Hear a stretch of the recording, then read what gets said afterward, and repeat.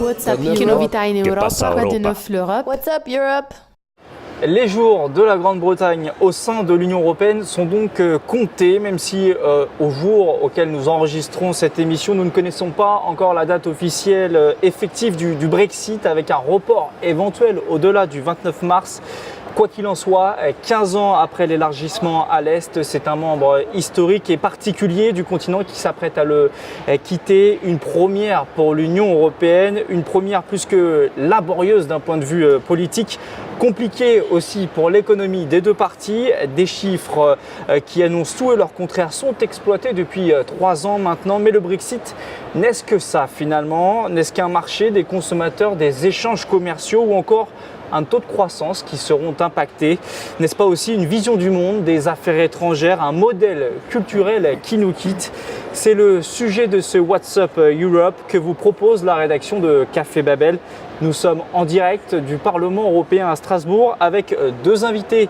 Jude Kirton-Darling, bonsoir. Bonsoir. Alors je francise votre nom de famille, excusez-moi. Vous êtes une députée européenne britannique, membre du Parti travailliste en Grande-Bretagne et des sociodémocrates ici au Parlement européen. Vous êtes notamment favorable à un nouveau vote populaire sur cette question du Brexit. Et en face de vous, Virginie Roiron, bonsoir. Bonsoir. Maître de conférences en sensibilisation britannique et du Commonwealth à l'Institut d'études politiques de Strasbourg. Merci à toutes les deux d'avoir accepté de participer à cette émission. Alors, le Brexit, est-ce que finalement c'est qu'une affaire économique ou est-ce que c'est plus que cela? Je me tourne directement vers la britannique. Oui, c'est beaucoup plus large qu'une affaire économique pour nous comme Britanniques. C'est aussi, il y a les impacts dans toute la partie de la vie communautaire, pour la vie de le pays et pour les individus. Et oui, l'effet économique a pris beaucoup de place dans le débat parce que beaucoup de gens voient l'Union européenne comme le marché unique, un marché commun entre les 28 pays. Mais après 40 ans de mariage, il y a beaucoup de liens entre nos sociétés, beaucoup de liens physiques entre nos peuples. Moi, par exemple, mon mari est belge. Je fais partie de la grande partie de citoyennes qui se trouvent au milieu de cette question Brexit, vraiment qui met en question nos choix de vivre, nos choix familiales, nos choix pour l'avenir.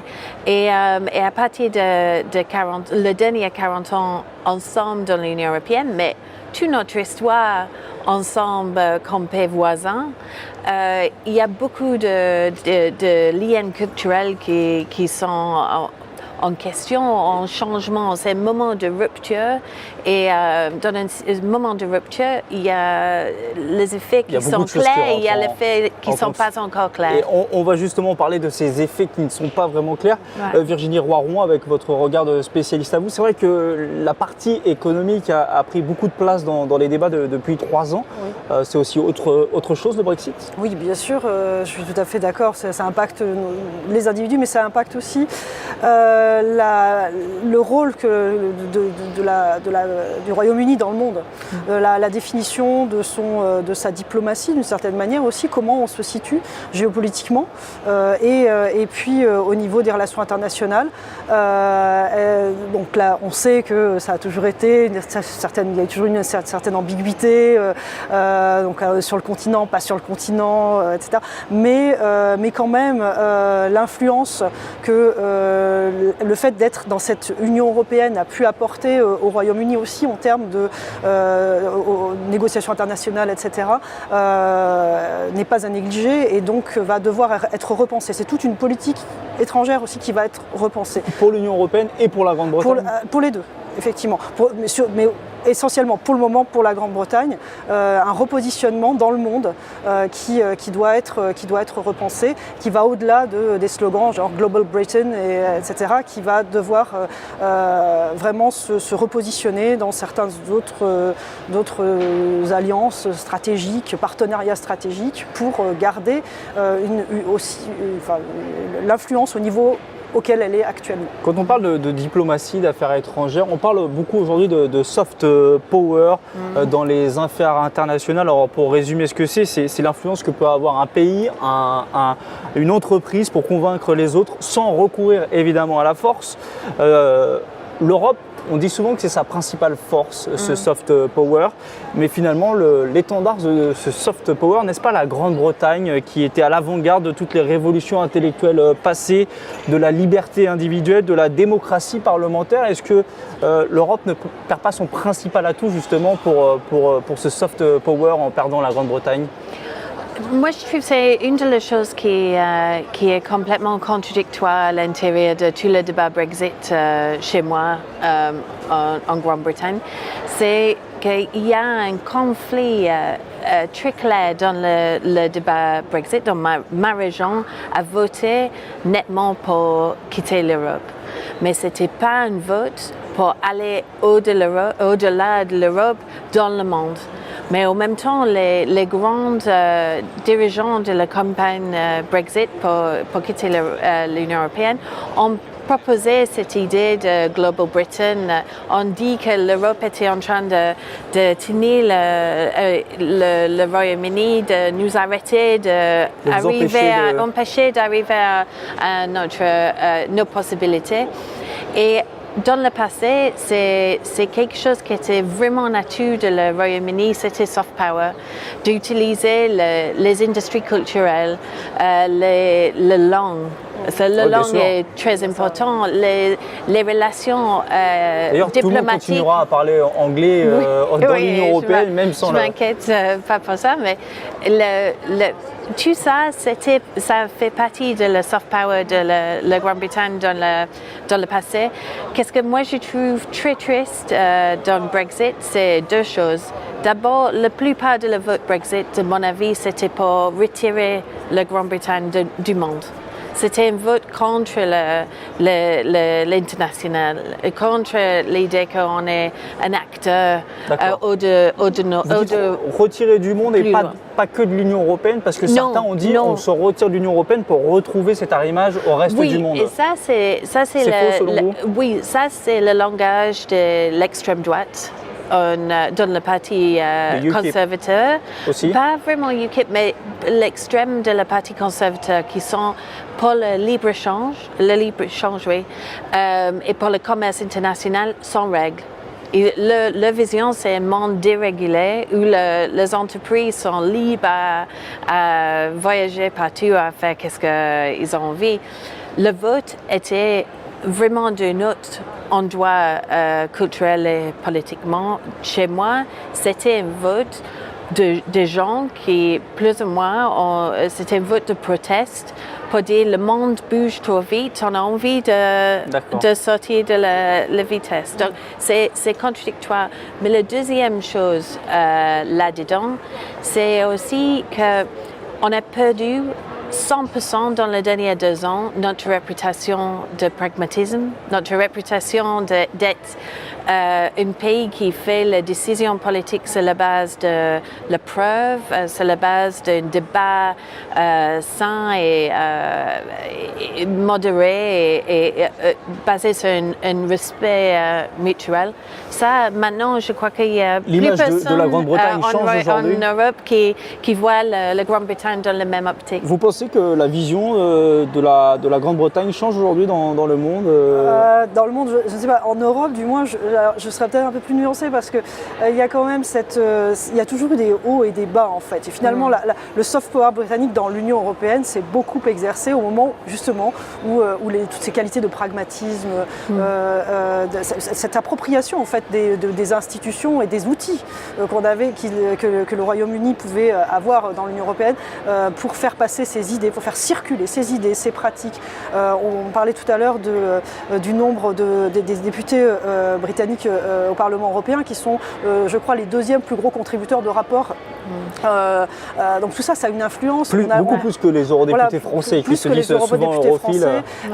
Derrière l'Allemagne. Mais il y a aussi donc toutes ces pratiques qui avaient été mises en place, notamment pendant la commission Jenkins à la fin des années 70, des pratiques de l'administration britannique qui sont arrivées à la commission et qui ont réellement réformé. Et à travers ces outils, on a une circulation des idées qui s'est faite. Et de ce point de vue-là, donc effectivement, la réputation de pragmatisme, mais on a toujours eu on a eu notamment l'acte unique, donc dans les années 80, on sait que là, on dit que le père de l'acte unique, c'est un Britannique, Arthur Cockfield, qui était un thatchérien en plus, voilà, l'ancien ministre des Affaires du commerce au Royaume-Uni. Et ça donne l'acte unique en 86, et tout d'un coup, discours de Bruges en 88, on repart dans des vociférations thatchériennes, puis ensuite on repart sur quelque chose un peu plus soft, sous Blair, etc. Et là, et de nouveau, effectivement, et donc un petit peu la remarque qu'on pouvait faire, c'est que quand la Grande-Bretagne a été et plus dans l'opposition, ça a toujours été comme ça, mais elle a obtenu finalement beaucoup moins que quand elle s'appropriait les instruments, et pour pouvoir faire passer ces idées, c'est beaucoup plus efficace. Et d'ailleurs, beaucoup disent aujourd'hui que finalement l'Union européenne, avec sa principale avancée, ce grand marché qui en fait la première puissance économique mondiale, si on prend l'Union européenne, c'est une idée finalement très britannique, avec ce marché très, très libéral, très ouvert sur la circulation des marchandises. Finalement, la Grande-Bretagne quitte ce qu'elle a presque créé elle-même. Oui, ça c'est une de nos grandes tristesses dans une manière. On est dans le débat national, et je crois que le problème n'est pas qu'en Grande-Bretagne, que beaucoup de fois, quand quelque chose bien sort de Bruxelles, le gouvernement national dit « Ah, ça c'est nous qui ont livré ça ». Et c'est toujours le mauvais qui vient de Bruxelles. Et donc, dans cette situation, quand nous avons arrivé dans le référendum, les gens, dans leur point de vue, tout qui était mauvais est venu de Bruxelles, et tout qui était bon était le travail et la responsabilité du gouvernement national. Donc, et même, je suis très franche là-dessus, c'était n'importe quelle couleur de gouvernement, c'était la même pratique. Et je crois que c'est la même pratique dans la plupart des pays de l'Union européenne aujourd'hui. Mais ce n'est pas uniquement, juste pour terminer, parce que souvent on dit la grande contribution de le Royaume-Uni en Europe, c'est le marché unique. Mais ce n'est pas uniquement ça. Le changement climatique, les actions européennes là-dessus, c'était le gouvernement. Il y a beaucoup de la politique environnementale, la politique sur le développement.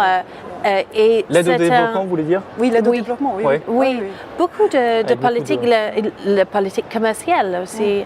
Il y a beaucoup de politiques qui avaient une grande influence de le Royaume-Uni dans le passé. Et c'est triste pour moi que dans le débat national, on nie cette contribution que nous avons faite et on nie notre capacité d'être un leader en Europe. Et on n'est pas en train de dicter, de recevoir, d'être obligé d'implémenter. Nous, on a fait le design de ces réglementations. Et donc, pour moi, ça, c'est une grande tristesse de tout ce débat. Vous souhaitiez rajouter... Non, en fait, c'était sur l'Union européenne a beaucoup été l'épouvantail des Britanniques, mais l'Union européenne le rendait bien, parce que les Britanniques ont quand même stigmatisé tout ce qui était opposition à l'Europe, alors qu'ils n'étaient pas les seuls à faire les critiques qu'ils faisaient, etc. Donc c'est vrai que là aussi, on a eu une espèce de création d'une espèce d'identité de awkward partner, etc., qui n'était pas forcément ça, mais qui s'est nourri en fait de tout ça mutuellement. En fait. Et pour rappeler, pour faire un point sur les avantages dont dispose encore la Grande-Bretagne en Europe pour quelques semaines, c'est notamment ce rabais sur le budget négocié par Margaret Thatcher dans les années 80, aussi sur la monnaie unique, puisque les Britanniques n'ont jamais été obligés d'adopter l'euro, contrairement aux autres pays qui ont leur propre monnaie encore nationale. La Grande-Bretagne n'est pas également membre de l'espace Schengen. Et puis, ne pas oublier aussi le rôle de la France parfois, qui n'a pas accepté la main tendue par les Britanniques dans les années 60 avec le général de Gaulle, qui a toujours posé son veto à l'entrée de la Grande-Bretagne dans la communauté économique européenne. Aujourd'hui, le point de blocage principal sur ce Brexit, c'est la question de la frontière nord-irlandaise et irlandaise. Tout le monde s'accorde pour éviter un retour formel de cette frontière, mais s'oppose finalement sur les moyens d'y parvenir avec ce fameux backstop ou filet de sécurité en français. Sur ce sujet, regardez cette vidéo préparée par la rédaction de Café Babel. Guys, what's the deal with Brexit?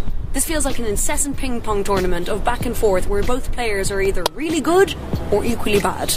Seriously, one day there's a deal, the next day there's no deal, but maybe we can get a better deal, but that deal can't be the deal. My head hurts. Honestly, I think my Samsung J5 gives more coherent updates than this.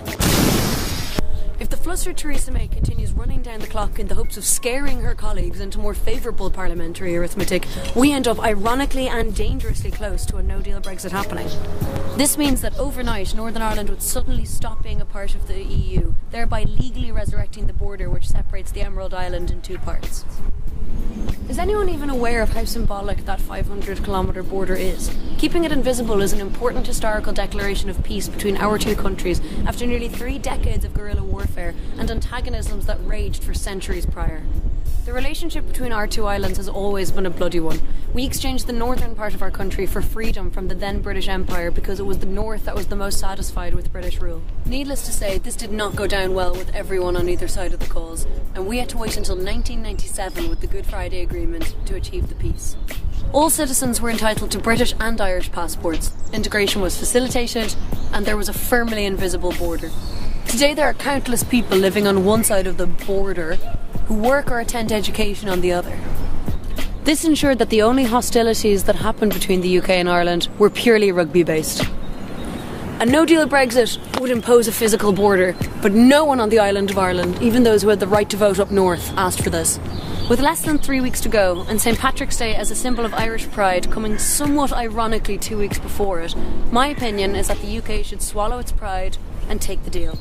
It's what we did 22 years ago. So, British Parliament, isn't it your turn to take the deal? Cette question irlandaise, initialement, très peu de personnes l'avaient vu venir dans le débat. C'est le désaccord majeur aujourd'hui entre l'Union européenne et la Grande-Bretagne. Ça révèle aussi des dissensions au sein du Royaume, puisque, rappelons-le, les Écossais et les Nord-Irlandais ont voté contre le Brexit, quand l'Angleterre et le Pays de Galles ont voté pour majoritairement.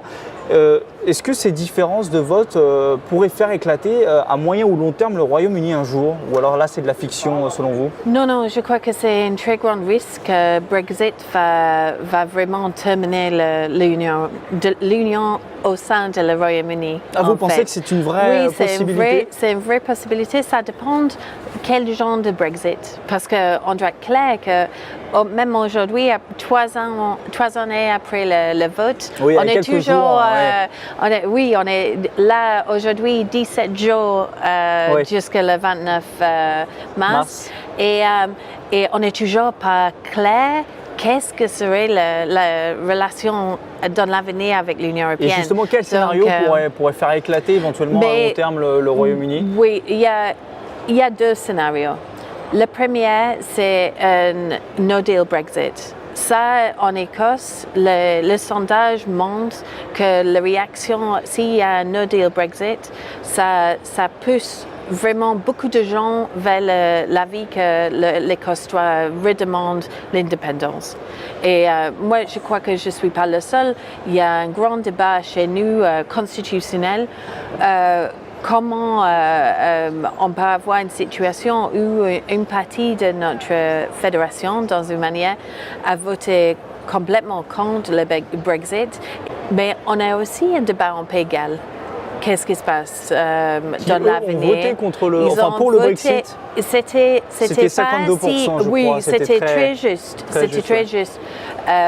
Mais oui, ils ont voté la pour le question se pose aussi au Pays de Galles. Mais il y a aussi une question parce que quand on a eu le vote en 2016, le Parlement écossais et le Parlement gallois ont fait la proposition pour qu'est-ce qu'eux ils ont eu envie dans le débat de Brexit, et le gouvernement a complètement ignoré l'avis des 2 parlements.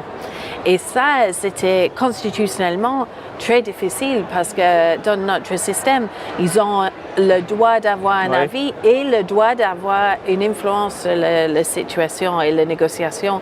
Parce qu'il y a certaines politiques qui sont impactées, qu'eux, ils ont la responsabilité à gérer, soit le soin de santé, les questions d'éducation et d'autres sujets qui sont la responsabilité au niveau territorial.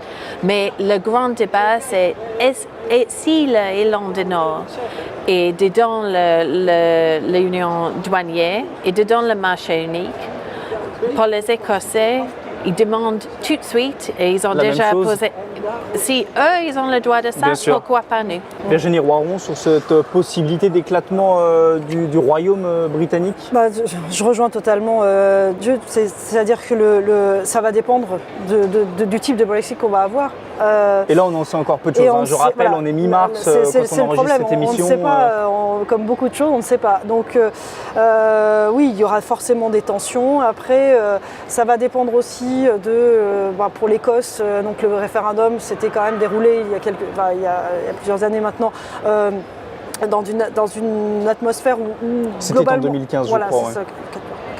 C'est ça, 2014-2015, on vérifiera, mais il n'y a pas si longtemps. Ouais, voilà.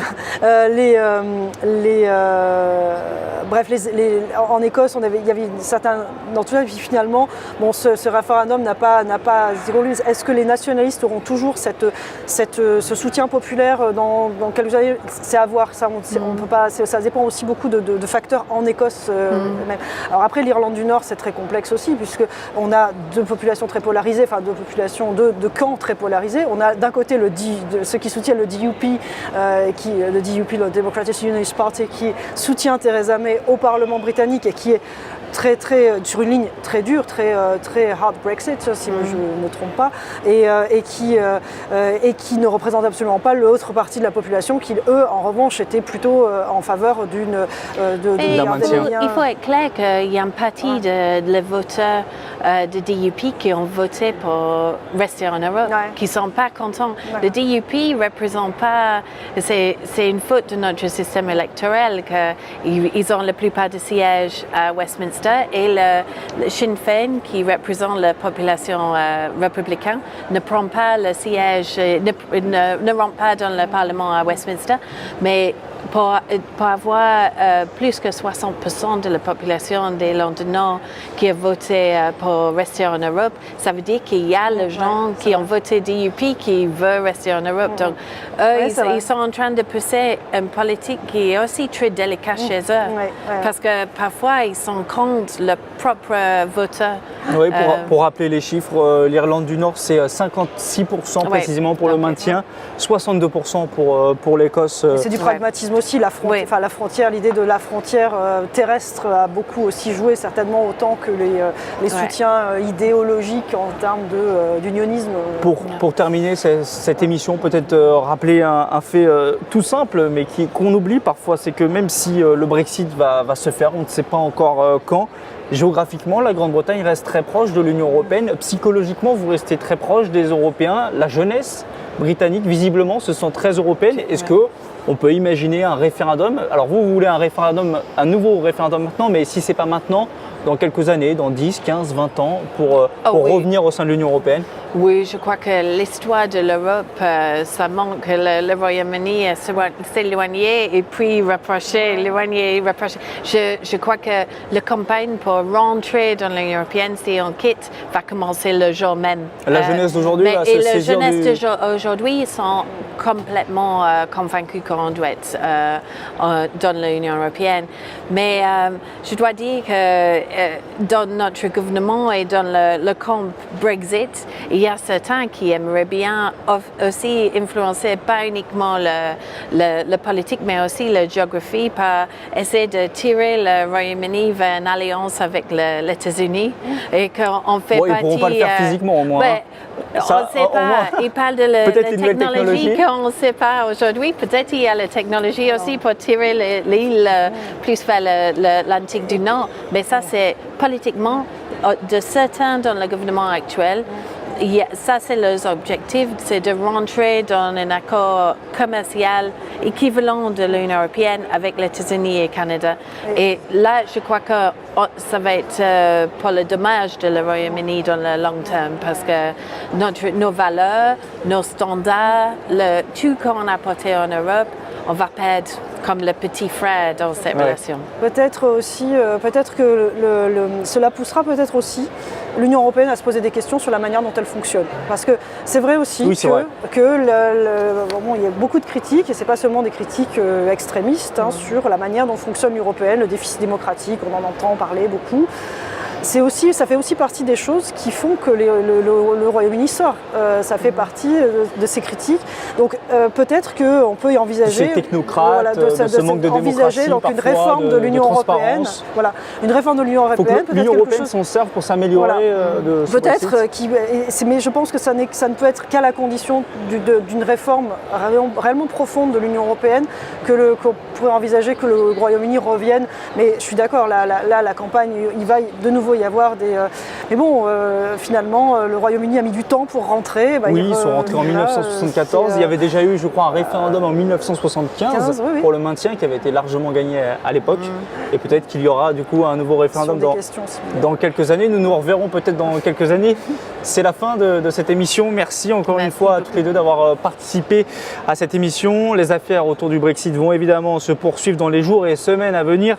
Nous suivrons cela de près. Pensez à consulter le site internet de Café Babel, cafébabel.com, pour continuer à vous informer, vous forger votre avis sur l'Europe en vue des élections européennes. Les vidéos sont à retrouver sur notre chaîne YouTube. Prochaine émission en avril. Nous nous interrogerons cette fois-ci sur la place de l'environnement dans la campagne européenne. Sujet majeur mais très peu discuté et débattu pour le moment. Enfin, merci aussi aux équipes techniques du Parlement européen pour la réalisation de cette émission. Merci à tous et à bientôt.